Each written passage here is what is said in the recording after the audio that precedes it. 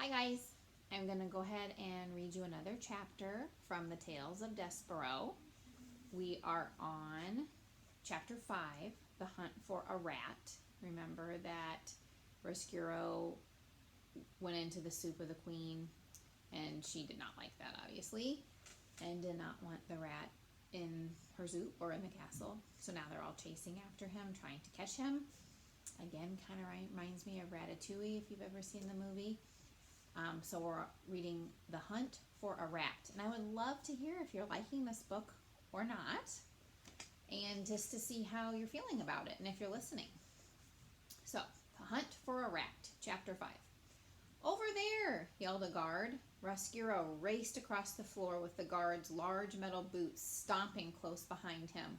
Where to hide? He darted into a pile of pots and pans. Their curved metal edges reflected Rescuro's body over and over. Rescuro felt as if he were in an endless hall of mirrors. In the reflections, Rescuro looked huge and grotesque. He felt dizzy, fumbling his way through the many monstrous images when... "Stop that rat!" Andre screamed, racing toward him. A sword whizzed by Rescuro's head. Its blade missed him by a whisker. Pots and pans tumbled to the floor. Swish, crash, bang! Those are onomatopoeia words. Rescuro bounded off the edge of the shelf and into a metal mixing bowl. He slid down its sloped interior, up the other side, and hurtled through the air again. Oof! Rescuro landed on a table near a pile of vegetables. He stopped next to a carrot to catch his breath. Whap! A massive blade came down next to him, chopping the carrot cleanly in half. Rescuro clutched his heart in terror and checked to see if he was still in one piece. That could have been me, he thought. Why are they trying to kill me? What have I done? But there was no time for thinking. A blade landed again with a loud chop that sent Rescuro scurrying down the center of the table. So it sounds like they're trying to get him with a big knife. He leaped from onion to onion, over a hill of potatoes, through a forest of celery. Smack, swish, whack! The blade sliced down again. Rescuro spotted some sausage links hanging from a rack. He grabbed for one and swung from salami to salami with the clanking metal of the guards ringing in his ears. "He's going near the soup!" yelled Andre. "There's a rat loose in my kitchen!" Rescuro was almost out of sausages. He pounced onto a whisk dangling from a hook. Rescuro parted the wires and slipped inside, finally safe. He slumped against the whisk's wires and tried to catch his breath. But not a moment later, a large eye appeared beside him.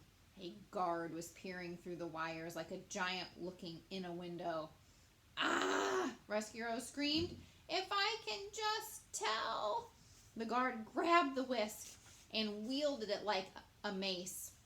Rescuro swung upside down as if one twisted carnival ride and flew from the whisk. He sailed through the air and landed on the guard's metal boot. The guard impulsively swung at Rescuro with his mace, bashing his own foot. "Ow!" he howled, leaping up and down with pain. Rescuro raced across the floor. With nowhere left to go, he climbed up a long metal vegetable chute. He scaled it to the kitchen's highest point, where a small window overlooked the port. Outside, something in the distance caught Rescuro's attention. Even under the circumstances, he could not help but stop and stare. Far beyond Rescuro's reach was his ship. It had weighed anchor and was beginning to sail away, with Pietro on board. He pressed his paws to the glass. "No!" the rat wanted to cry. "Stop! Please don't go, Pietro!" Rescuro's heart sank. Helpless, he gazed out at his old friend, desperately wishing for him to come back.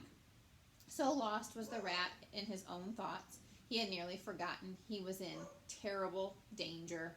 When suddenly, splat!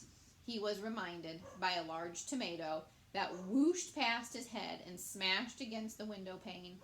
The crushed tomato dripped down the glass, obscuring the view of Pietro and the ship. Rescuro jumped back.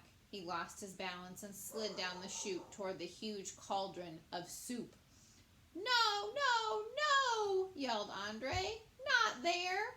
Without a second to spare, Andre lifted the chute, changing the rat's path. Rescuro catapulted across the kitchen. He landed hard on the stone floor and looked up to see 4 of the king's guards. To Rescuro, they were giants with feet as big as houses. They were stepping closer and closer, their sharp swords jabbing and jabbing. Rescuro ducked right, then left, then right again as the swords sliced down within a breath of his body. The blows rained down from one after another. The guards backed Rescuro into a grate near the wall, and then there was nowhere to go but down. Swish! Smack! Rescuro slipped between the grate bars. He grabbed blindly for one of them and clutched it with his paw. The rat hung on for his life until... Smack! Rescuro plummeted down, down, down. So what it reminds me of that he has fallen into is like on the side of on the road, like the gutter on the side of the road where the rain goes down inside of it, and it's covered up with the metal slats.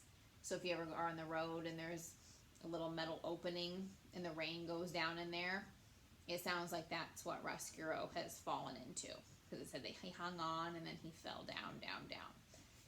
So it sounds like he's going to be down underneath like the roads and stuff like that, is for what I'm thinking, but we will wait and see. Tomorrow, the next chapter will be chapter 6, Darkness. And it really would be really dark if you fell into a gutter. Alright, I hope you're liking the book, The Tale of Despereaux, and maybe you've seen the movie. I don't know. I've never seen it. We'll hope to watch it after I finish the book. Bye, guys.